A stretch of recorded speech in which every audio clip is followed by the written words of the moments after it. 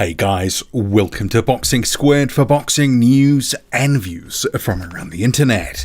What a wild and unexpected outcome in Efe Ajagba vs Zhan Kossobutskiy. This looked like a well-matched fight, and that was going to go rounds with back and forth action, both power punches, but Zhan Kossobutskiy inextricably had just a brain explosion and started to go to town on Efe Ajagba's scrotum, landing multiple punches in the third round, stopping the action for a prolonged period, twice getting a point deducted in that round, and he was warned, and he was on the verge of disqualification territory, and he just didn't seem to care. It was the modern day Andrew Gallotta moment, and he delivered a deliberate shot to the nuts again in round 4, and the referee was like, nah, enough. That is it.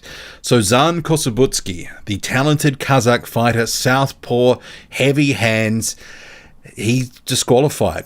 And I think any chance of him making a push in the heavyweight division, at least on big promoted cards, at least for the time being, has just gone up in smoke. It was just incredibly sad and unexpected.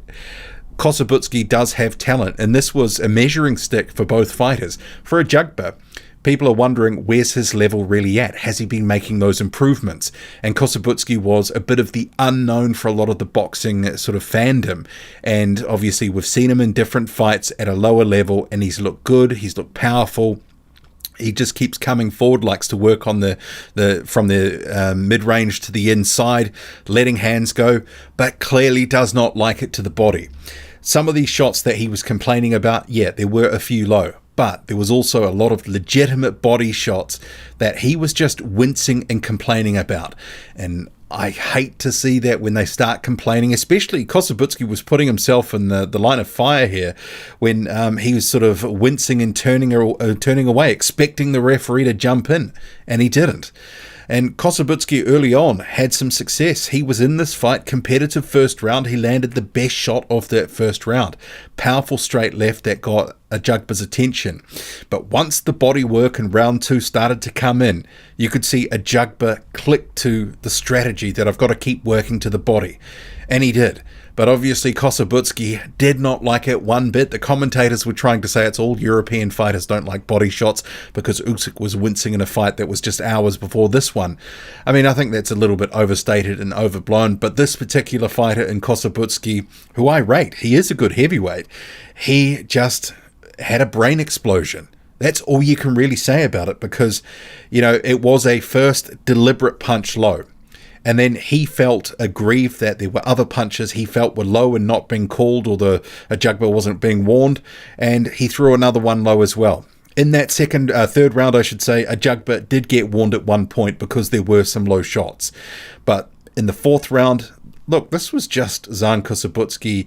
He'd clearly just checked out of the fight and was like, I'm not feeling this, you know, basically invited a way out by, again, deliberately in front of the referee for no real good reason, goes low. Clearly didn't like those powerful hands that Ajagba's got touching his body. You know, there were sort of both sides, both hands coming in with shots, and he found that way out. Brain explosion of epic proportions. Where does he go from here? Remember, this guy was meant to be facing Jared Anderson a fight or so ago, but there were visa issues.